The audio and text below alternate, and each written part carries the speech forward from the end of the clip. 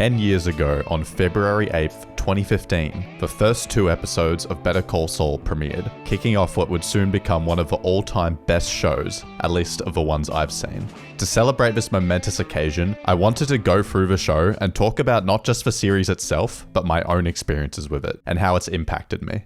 But to talk about Better Call Saul, we first have to go back to Breaking Bad, which I of course watched first, and that's how everyone should do it. Anyways, I was unfortunately very late to the Breaking Bad party, mostly due to me being like 10 years old when it was airing. My story begins several years later in 2018 when I finally got around to watching it. It took me ages to get through it because the first season and a half was so lame, but after that I powered through the rest, finishing pretty much right after the 4th season of Better Call Saul had finished airing. After watching Breaking Bad, I wanted more, and many people were telling me that the spin-off show about the funny lawyer was even better, so I started watching Better Call Saul, and man, they were right. The thing I hear most when people talk about this show is how it starts out slow but gets better later on, but if you ask me, it's straight 10s from episode 1. The first season instantly hooked me with just how fun it is to watch Jimmy McGill trying to get through his life while having to deal with a different problem each episode.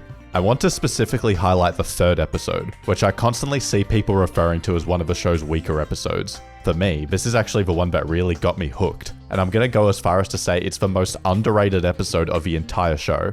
I love seeing Jimmy in a silly situation, and this one has him trying to clear Nacho's name before he gets turned into a meat piñata.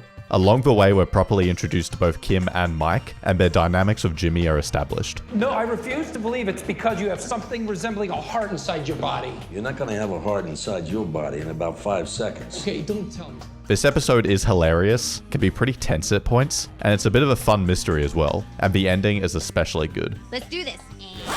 Here's Johnny! Season 1 to this day is still my favorite, but moving on to Season 2, I think this one has the best Jimmy plot of the entire series. It's a perfect demonstration of his character. He gets this opportunity to do good things and have the respect of others. He tries at first to make it work, he starts cutting corners and slipping back to his usual ways, and then it blows up in his face and he ruins it for other people. So I love all that stuff, and I really like seeing Kim come into her own with a Mesa Verde plot, but the Mike side of the story this season is just kind of there. Beyond the innate pleasure of watching Mike do his thing, his rivalry with Hector Salamanca isn't a plotline I have much love for. It's still fine, but not exactly anything to write home about. Season 3 is much of the same story as 2. The Jimmy and Kim plots continue to be excellent, Mike is there, but now Nacho gets to do things as well, which I find to be the best of the cartel-focused storylines. And then Season 4 is the one that really shakes things up, taking all these characters that have been built up to this point and throwing them in new directions, minus Chuck because he's dead. Jimmy, Kim, and Mike are all the most interesting they've ever been, and if you ask me, this is where the show peaks. There's a lot of different plot lines going on, whether it be Jimmy fucking around with his cell phone side hustle, Mike overseeing construction of a super lab, Nacho trying to just get through the day, or Kim struggling with her commitment to Mesa Verde and her desire to make a difference. And all of them are just as engaging to watch as the other. Usually the Jimmy plot is considerably more exciting than whatever Mike is getting up to, but this is maybe the only season where everyone is on equal ground. And this is impressive considering this season is something of a bridging chapter between the climax of the Chuck saga in Season 3 and the beginning of the Saul Goodman as a criminal lawyer era, which takes us to the end of the show. This season did so much for Mike's character specifically that by the end of the finale episode Winner, he's pretty much completed his character arc and become the no-nonsense right-hand man for Gus who we see in Breaking Bad, to the point that in Season 5 and 6, he really doesn't have much to do beyond just being there as Gus's guy. And on top of all of that, we finally got to meet Lalo Salamanca, the breakout star of the last few episodes. But yes, Season 4 is probably the best season of the show, but I still prefer Season 1 personally because it has the sex toilet. So now we're caught up to where I was when I first watched the show. Season 4 had just finished airing, and I was beyond excited to see Saul Goodman fully unleashed in the upcoming 5th season. Unfortunately, I'd have to wait a while, with a release date not being until February of 2020. In the meantime, I stayed up to date with all the internet discussion trying to predict what would go down in Season 5. There was also the El Camino movie that came out in 2019 to tide us over, which was all well and good, but it was nothing more than an appetizer. To make things even more exciting, it was announced that Hank and Gomez would be joining the show for a few episodes, which was really cool, but why'd they have to randomly announce it like that instead of letting us find out while watching the show? It was just a lame attempt to boost viewership, because Saul never really was the smash hit viewership-wise that Breaking Bad was in its prime. In January, we got both the trailer for Season 5, as well as confirmation that Season 6 would be the last season of the show, and would release in 2021. That trailer got me so excited. The cinematography looked better than ever, there was Jimmy driving out of the desert which looked pretty interesting, Lalo seemed to properly be getting in on the action, and they even gave us a bit of Hank footage. I was beyond keen to watch Season 5, and on top of that, it'd be the first one I'd get to experience as it came out with everyone else. I wasn't quite able to watch it live, since that option didn't really exist where I live, and I happened to be at school while each episode was airing. But you bet every Tuesday I'd rush home after school, hop on Pirate Bay, and download each new episode as fast as I could. Season 5 really was a special one. The first half or so was pretty entertaining but nothing earth-shattering, but the last 5 episodes were truly insane. Each week brought some kind of new twist to the table, whether it be Kim dropping a marriage proposal after a heated argument, Jimmy being sent out to the desert to retrieve Lalo's bail money, Kim crossing paths with Lalo, Nacho being constantly fucked over. The last few episodes of the season were quite a ride. The week's wait between each episode was beyond painful, alleviated only by the constant discussions online about what the next episode could bring. Bagman and Bad Choice Road in particular were crazy episodes, and ones that I can vividly remember my reactions to. The finale was a particularly interesting one, with the cartel side with Lalo and Nacho being incredibly intense, ending on Nacho getting away by the skin of his teeth, and Lalo hellbent on revenge against Gus. The Kim Saul side of the episode was a lot more low-key, ending on a rather sinister note of Kim seemingly fully succumbing to the dark side of the law, following in Jimmy's footsteps from the previous season's finale. And with that, Season 5 was over, and the waiting game started once again, although this one would be considerably more painful than the last. Hey, at least we only had to wait until next year. Unfortunately, the wait for Season 6 would turn out to be a lot longer than we anticipated, due to several complications. The first major problem began to show itself while Season 5 was airing, a little thing called coronavirus. It put a stop to pretty much every movie and television production worldwide, and Better Call Saul was no different. The writers had to do their thing over Zoom instead of in an actual writer's room, which made that whole process take longer, and instead of filming beginning in September of 2020 like initially planned, it was pushed back until March of 2021. Corona also meant that fan favorite character Lydia Rodark Quayle wouldn't be making an appearance this time around since Laura Fraser was stuck in Scotland, and Don Harvey as the menacing Jeff was recast and replaced with Pat Healy since he was stuck filming some other show no one's watched. Once things finally got underway, it seemed to be smooth sailing from then on, until halfway through filming when Bob Odenkirk had a heart attack on set. There was about a 24-hour period where things looked pretty dicey, but eventually we found out that Bob was all good and things would go back to normal a few weeks later. Anyways, all that shit meant that Season 6 ended up releasing in April 2022, a whole year later than initially predicted. That just meant even more time to rapidly speculate about every aspect of a final season, which is slated to have a longer than normal 13 episode runtime compared to the usual 10. I spent pretty much every day reading prediction threads, savoring every scrap of info a cast or crew member would give us, and just letting the show live rent-free in my head. Things got really spicy when out of nowhere it was officially announced that Bryan Cranston and Aaron Paul would show up at some point. This wasn't exactly a huge surprise, since the concept of Walt and Jesse being in the show was something that had been in the cards since the first episode, but to just randomly announce it like they did with Hank back in Season 5 is just so stupid. Once again an attempt to boost viewership, but they went through so much trouble to keep Bryan and Aaron's appearance a secret, so to just drop the bombshell that they're in it a few weeks out from the release date is so lame. Aaron Paul and I were whisked away in the darkness of night, flown in secretly, got into an SUV, driven to an Airbnb, and told we can't leave. You want it to be nice surprises. Then all of a sudden, we heard the executive producers just saying, yeah, they're going to be in this. It's like, oh, I guess we can let this out now. And it led to this constant annoying outcry from dumb people as each new episode aired and Walt and Jesse were nowhere to be seen, but we'll get back to that later. What I was most excited for with this final season was new scenes or maybe even entire episodes taking place during Breaking Bad, and how the Gene storyline would conclude the series. I was also really interested in how Lalo and Nacho stories would play out, since it seems like the two of them were destined to have some sort of final confrontation based on the end of Season 5. With the trailer for the final season dropping after what felt like an eternity, it really set the mood for this being the endgame for not just this show, but the Breaking Bad universe as a whole. This trailer was just perfect. It told us basically jack shit about what was gonna go down, while still getting us all hyped. Amidst all the excitement, I posted my first Breaking Bad related video on this channel, that being the iceberg of terrible theories. This video is pretty painful for me to look back on now, but it did jumpstart my channel to grow into what it is today, so that's cool I guess. And at long last, on April 18th, 2022, I and around 1.4 million other people tuned into AMC to witness the beginning of the end of Better Call Saul. I actually managed to catch this season live this time, thanks to an American associate giving me access to his AMC Plus account. The first 2 episodes of season 6 aired back to back, and man, that was a good day. Not much exciting stuff really happens in these first episodes, but I was just savoring every second with these characters that I love, knowing that I only had about 12 more hours of new stuff with them. And it was especially exciting watching it live, and posting my reactions on Discord with some friends. Then the 3rd episode dropped a week later, and that was our first of several major bombshells, the death of Nacho Varga. This was actually one of 2 major spoilers to get leaked before the episode aired, in this case thanks to some website posting the review a day early. So I went into this one knowing Nacho was toast, but thankfully it's pretty clear from the very start of the episode how things are going to pan out.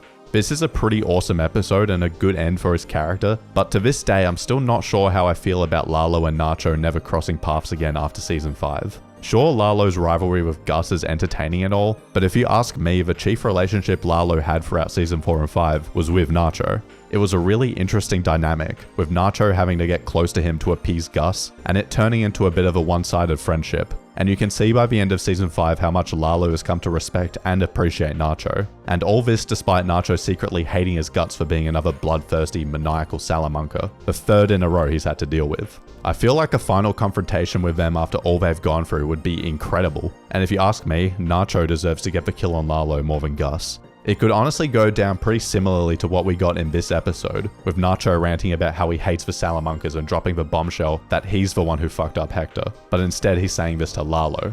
And to be honest, I feel like Nacho just dying is such a lame way to get rid of him, and I reckon a happier ending where he gets to live on with his father would be a lot better. It's what he deserves after all the shit he went through, similar to Jesse's conclusion in Breaking Bad. Anyway, that's the end of the Nacho rant, more of a missed opportunity than outright bad writing or anything. After that episode, we got a few more low-key episodes where Jimmy and Kim continue to troll Howard, and Gus continues to be a wussy pussy waiting for Lalo to jump out and murk him. The highlight of this period was definitely the hit and run episode, which is one of my favorites of the season. A classic Jimmy escapade, harkening back to the good old days of season 1, down to Saul getting his Howard get up on to do some trolling. So yeah, love that episode, and the 2 following episodes are also really good, especially Black and Blue, which features the awesome reveal of Lalo being in Germany. But the real showstopper is the mid-season finale, Plan and Execution. Now, going into this episode, we were all aware that this season wasn't originally intended to have been split in 2, so this episode wasn't written with the concept of it being a somewhat climax in mind. Thomas Schnauz even cautioned us on Twitter before it aired, saying not to expect any crazy cliffhangers. It turns out he was trolling all of us. Really no need to... This is maybe the single most impactful episode in the show's entire run, and it's the highest rated episode on IMDb with a 9.9 out of 10. I remember my reactions to this episode like it was yesterday. It was such a fun rollercoaster of emotions. Starting off with another great escapade from the film crew, some of my favorite characters on the show, and then going into the sandpiper mediation which turns out to be a complete dumpster fire. And then of course the end of the episode, where Howard gets his moment in the spotlight, only to have it cut short by Lalo stealing the show. The moment where he gets gunned down is one of the few times I let out an audible reaction to what I was watching. Something like, ugh! It instantly became the most iconic moment of the season, and it's become the thing I look forward to most whenever I introduce someone to this show. The worst part of all of this though, was that we now needed to wait 6 long weeks before we could see what happens next. There were only 6 episodes left, and there still seemed to be a lot of ground to cover. It was a very exciting time, and it really did feel like things were coming to an end. As we got closer and closer to the show returning, it was announced that there would be an early screening of a mid-season premiere at the Tribeca Film Festival like 3 weeks before the rest of us would get to see it. This immediately made me worried that plot details would leak, and I was right. Less than 24 hours after the screening, there was a pretty detailed plot summary on Reddit, and I'm a sucker for this kind of shit, so I read it. So going into the point and shoot episode, I knew what was going down, but much like Nacho's final episode, once the episode gets going, it's pretty clear where it's going to end up. This is one of those rare action-packed Better Call Saul episodes, and it certainly stands out as a result. But unlike Bagman, where the awesome action also had some truly compelling character stuff going on, Point and Shoot is kind of all over the place. There's some truly great stuff here that stands among the best of the whole series, whether it's Saul and Kim's incredibly tense confrontation with Lalo, where Jimmy puts himself on the line to get Kimberly out of there, or the final scenes where Mike tells the troublemakers about how Howard's going to be disposed of, and the subsequent reveal of Howard and Lalo's final resting place. Those are some of the darkest moments of the show, and really stick with you afterwards. On the other hand, Lalo and Gus's back and forth final battle feels incredibly rushed, and doesn't have the oomph that I feel it could have. Lalo just counts on Gus's lackeys being the most idiotic guys alive, and Gus just shoots him in the most telegraphed shootout of all time. All of this is fine, but I just wasn't really wowed by any of it outside of the last scene. Got the job done, but it's a conflict that could have lasted a bit longer instead of being dealt with in one short episode. Anyways, enough complaining, the next episode is a banger. Wrapping up what I like to call the fun trilogy is Fun and Games, which brings the prequel part of the show to a close in devastating fashion. Highlights here include the end of the cartel plot with our final Gus scenes, HHM downsizing and being renamed to some bullshit, and of course Jimmy and Kim finally breaking up after all their chicanery came back to bite them. The last scene where we get a glimpse at Jimmy living his Saul Goodman lifestyle got me really excited, because not only was it awesome to see Saul's day-to-day, it seems like it was setting up the next episode to take place during Breaking Bad, since I swore I heard some cancer coughing in Saul's office. Plus, the mention of a public masturbator made me instantly jump to Saul's first scene back in Breaking Bad. Another public masturbator? Which one? Ah, here we go. Public masturbation. What? I don't get it. What's the kick? Why don't you do it at home like the rest of us with a big flat screen TV, 50 channels of pay-per-view, in a Starbucks? That's nice. Turns out this was just a one-off thing, but it was still an awesome moment regardless, and really highlighted just how depressing Jimmy's full transformation into Saul ended up being. And after that, we entered the real endgame. With the prequel era of the show being all wrapped up, all that remained was the black and white Omaha story, taking place a handful of months after Breaking Bad. Nippy had quite the uphill battle ahead of it, since it had to set the stage for what the final few episodes would look like, deal with the abrupt shift from the previous episode, and there was also the little wrinkle of key character Jeff being recast due to some scheduling bullshit.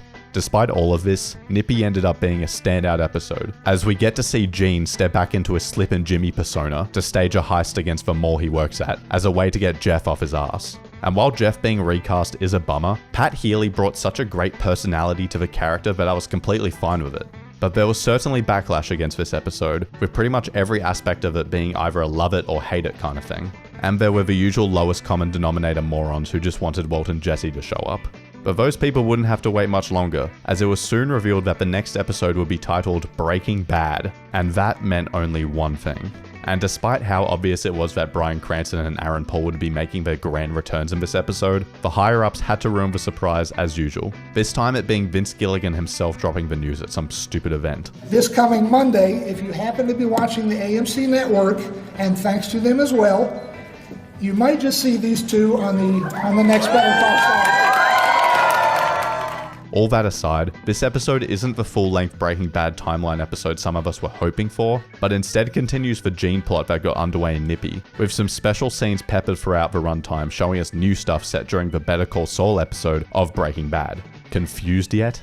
These scenes parallel what's going on in the Omaha plot, while also giving new insight into Saul's involvement in the beginnings of Walt's drug empire, revealing that it's kinda his fault that all this shit got started up in the first place. And yes, that does mean we get to see Bryan Cranston and Aaron Paul back in business, and it was awesome as expected.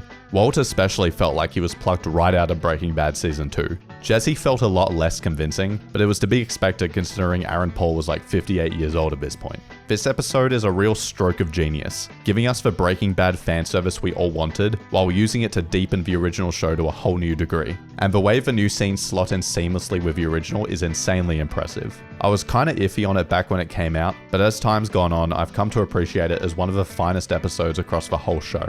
And with that, there were just 2 episodes left. Waterworks spends most of his runtime reintroducing us to Kim, who'd been MIA for 2 episodes. All the stuff focused on her this episode is just pure depression, as we see her boring life in Florida, and then it gets worse when she decides to take a trip to the ABQ to confess all her sins. Meanwhile, Gene spiraling down to new levels of chicanery, ending with him finally getting outed by the elderly like the good old days. And with this last moment of Saul being exposed, the stage was set for the final episode. The anticipation was electric. Would Saul get caught? Would he manage to get away with everything? There was even the possibility of an ambiguous ending, since Peter Gould was saying the ending was something truly out of left field. All these questions would be answered on August 15th when Better Call Saul would air its final episode. Right out the gate, Saul Gone poses a question. What would you do with a time machine? Mike sees it as an opportunity to reflect on his past, but Saul just sees it as a way to fatten his wallet, although he doesn't seem entirely genuine about it. Another scene with Walt asks the same question, with Walt complaining once again about leaving grey matter and belittling Saul at every opportunity like usual. Saul once again dodges the question when specifically asked about his regrets. These scenes in the past show us that Saul isn't a guy who wants to look back at his past actions, which is fair considering how much he's fucked up. And when he gets caught by the cops at the start of the episode, it seems like he's dead set on wriggling his way out of any consequences for all the shit he's done. But after he finds out that Kim owned up to her involvement in Howard's little incident, he decides maybe it's time to finally address his past mistakes and make a show of it in the process. In the greatest scene of all time, we see Saul enter the courtroom and troll everyone by throwing away his 7-year plea deal to admit all his wrongdoings. Not just his involvement with Walter White, but even stuff that no one in the room except Kim cares about. That being how he screwed over Chuck, which led to him offing himself. Something he hadn't told a single person until now.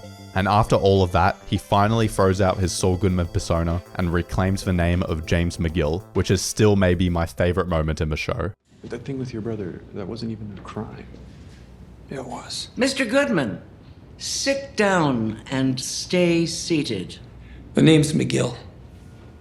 I'm James McGill. Watching this sequence for the first time was utterly glorious. It felt so good to get exactly what I wanted, that being some sort of redemption for our favorite funny lawyer. And then continuing the hot streak, after the ad break we got what I was hoping for more than anything, the return of Chuck McGill. In this depressing final scene between the brothers McGill, we get a rare moment of Chuck trying to earnestly reach out to Jimmy, but Jimbo can't see it as anything more than another opportunity for Chuck to be a dickhead. Is this the moment Jimmy would go back to with his time machine, to actually have a talk with his brother instead of pushing him away? Maybe not this exact moment, but it's made clear that Jimmy's biggest regret is Chuck. And even though it's too late to fix that relationship, there's still a chance to make amends with Kim. And with his confession showing her that he still has some amount of heart left, she pays him a visit at prison to have one last smoking sesh. It's a really nice final moment, and I honestly wish the show ended right here. But there's still one more part where she leaves and he shoots with finger guns at her. It's fine either way, and I understand why this part was added, since Gould wanted to show that they're still separated, but that one shot is so good that it just would have felt right to end it there. Anyways, this episode is the perfect send-off to the show, not just completing Jimmy's story in a satisfying way, but also tying in a lot of Breaking Bad stuff too, with Saul talking about his involvement with Walt's empire, and also Bryan Cranston and Betsy Brandt showing up for a bit of fan service. It is appropriate, since this is not just the end of Better Call Saul, but a story that began back in 2008. I felt a lot of emotions watching this episode, knowing it was the last time I would ever see new footage of these wonderful actors playing these incredible characters. Mostly. After the episode, we got one last little bonus for tuning in live. We see the lineup of suits that was used for promos during the last few episodes, now complete with Jimmy's final outfit. After that was an awesome video of the cast expressing their gratitude for being involved with such a great show, which really hit the spot. And with that, Better Call Saul was over. After the show ended, it felt like a huge part of my life had just been taken away. At the end of the day, it's just a TV show, but this one really connected with me like few others ever have. Plus, the community that I became a part of during the show's airing really enriched the experience, and even finding my own little audience on YouTube over the course of season 6, as I did discussion videos on each new episode with my cohorts. Now that the show was over, the question was, what now? Well, I knew I had quite a bit more to say about that funny lawyer, and with the show over, I could now rewatch it with a fresh perspective. Pretty much as soon as the show ended, I got to work on my episode ranking video, inspired by Glidus's Game of Thrones one. And from there, my channel continued to grow to where we are today. And I have this show to thank for those 10,000 subscribers, because without it, I would probably still be making videos like Sherlock Gnome's funniest moments. So that was my look back at my experience with Better Call Saul. Even though I only joined the fun over halfway through its run, it still feels crazy that it's 10 years old. And it's already been 2.5 years since it ended. So whether you've been watching since day one or just finished it for the first time, I hope you found this video a bit nostalgic or at least amusing. I'm gonna go hide in a dumpster for a bit. I'll see you all in the next one.